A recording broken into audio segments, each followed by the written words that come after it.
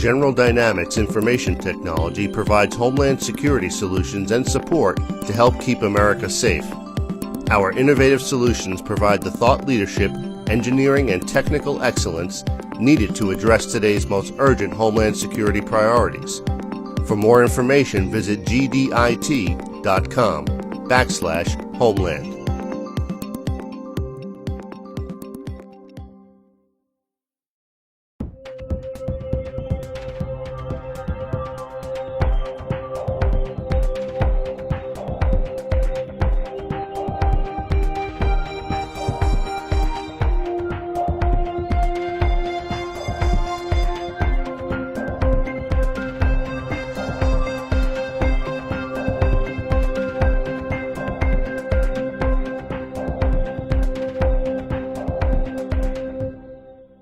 A couple of things did come out of this so-called fiscal cliff deal.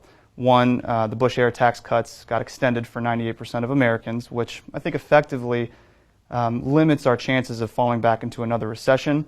But it failed, the fiscal cliff deal failed to really address sequestration in any meaningful manner, other than to delay its implementation from early January until early March. Now what this is doing is effectively adding to the fog and cloud of uncertainty that's sort of surrounding program planners right now.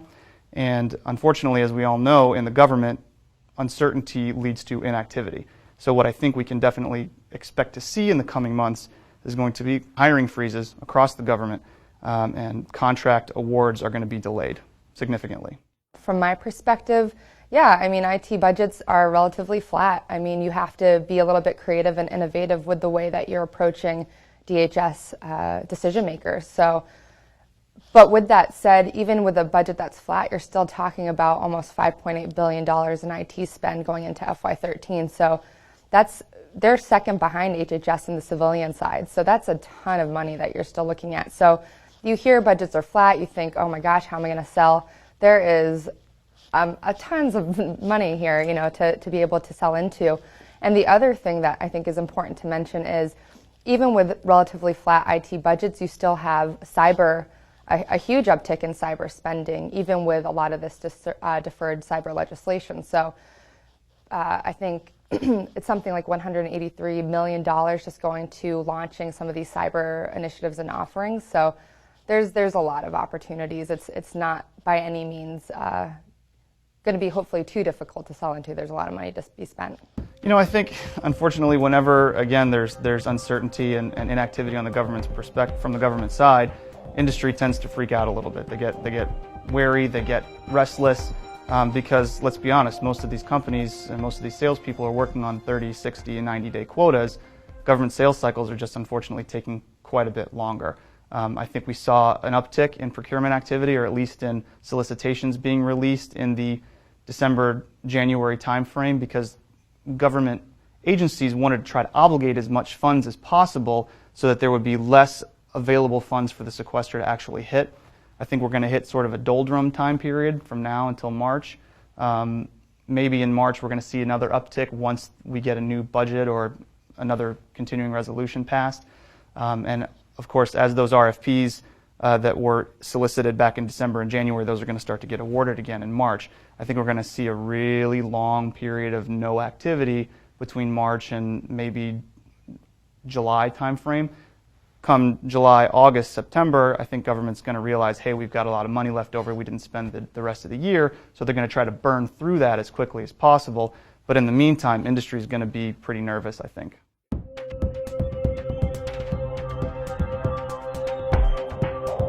You have to really assess what your messaging is to your customer. You know, you have to really figure out what is valuable to my customer. And right now, I think the most valued messaging to any government customer is, how am I going to save you money?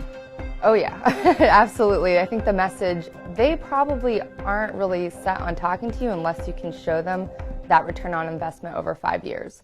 So if you have no story along those lines, I mean, it's going to be a hard time to kind of get into the door.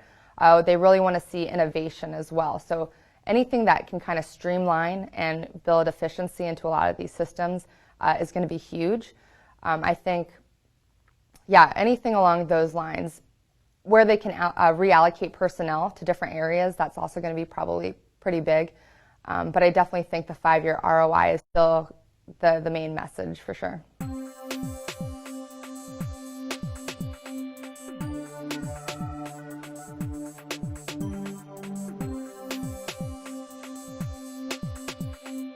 There is a lot, I mean, within all the components at DHS, which is a great thing. So no matter what your patch is within DHS, I think there's a lot of opportunities. Specifically, you could look at the USCIS transformation program. That probably is one of the biggest heavy hitters going into FY13. That's all around moving from a paper-based filing system to an electronic system. So you're going to have lots of opportunity for data management, storage, BPM, SOA, middleware. You have another program like the National Cybersecurity Protection System, NCPS, so that's probably got the most money total, $344 million in FY13 requests, where that's all around intrusion prevention, intrusion detection, again, all of that cyber advanced persistent threat.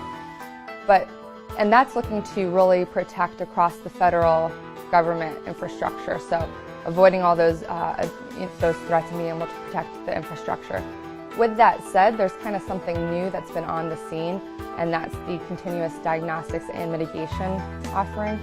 So that's kind of what MX Group has really been focusing on as of recently. We've been aligning ourselves with a lot of teaming strategies there, a lot of money to be spent there, and I think you might actually see some of the action in NCPS slow because of that. I think they're kind of deciding what each program offering is really going to be focused on. So right now the main focus is CDM. There could be upwards of $6 billion over the next 5 years there, and that again is around IPS, IDS, Advanced Persistent Threat, and that is still focused on protecting the .gov domains. Other areas, I think CBP has a really huge area with the Tactical Modernization, TACCOM program. You have their legacy radio infrastructure really needs to be modernized, so they're looking to move to a 4G network there. So that means video on demand, you have biometrics there, identity screenings, things like that.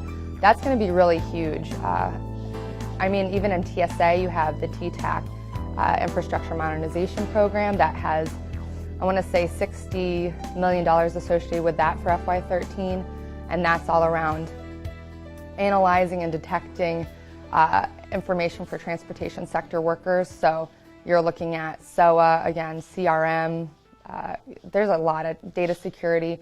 You name it, there's solutions and requirements for pretty much, it runs the IT solutions offering gamut.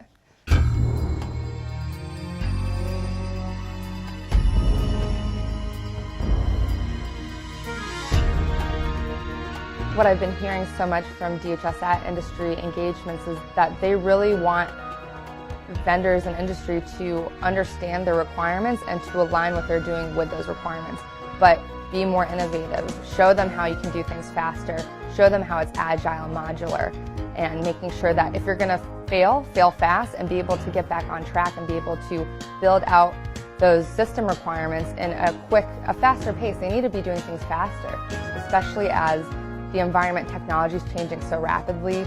There's a major demand for additional technology, like I was saying, in the field, mobile. So they have to kind of get on board and make sure that they're meeting those needs, and I think that's what DHS is going to be most receptive to.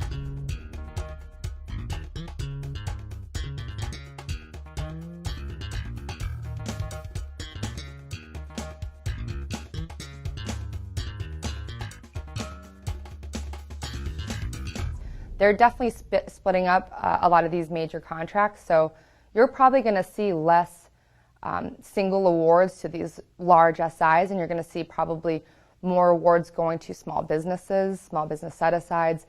Even if it is going large business, you're going to have still that big requirement to utilize small business. That's changing a lot across civilian. That's not just DHS.